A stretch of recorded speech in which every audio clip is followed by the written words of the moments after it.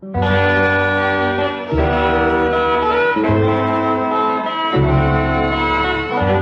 បានដំបងបណ្ដូលចិនអើយខ្ញុំសូមលាហើយលាទាំងអាឡ័យតាំងពីខ្លួនខ្ញុំបានឃ្លាតទៅឆ្ងាយខ្វល់ខ្វាយនឹកស្ដាយពុំមានពេលឡាអូបានដំបងកងកម្មវាសនា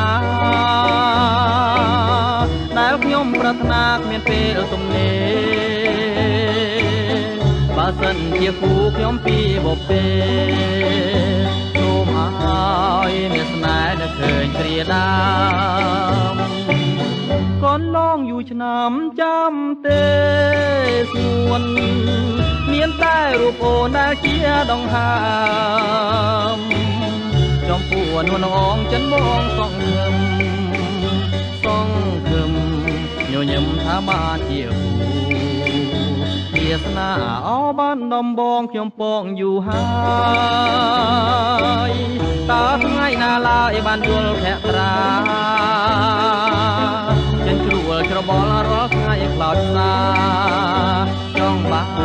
នចំបាបាតំបងអើយ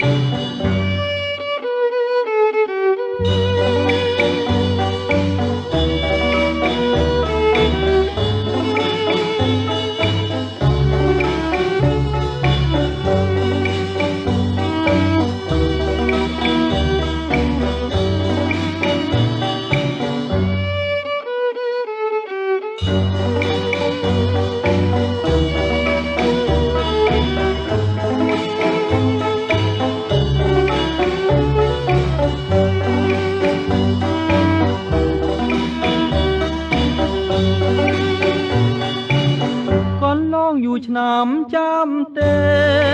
សួនមានតែរូបអូនដែលជាដង្ហើមចំពោះនួនអងចិនបងសងខឹម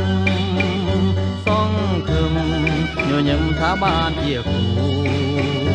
វាសនាអោបានដំបងខ្ញុំពងយូរហើយតើថ្ងៃណាឡើយបានយល់ភក្ត្រាច្របល់រាល់ថ្ងៃខ្លោចសាចង់បានចំបាបាត់ដំបងអើយចង់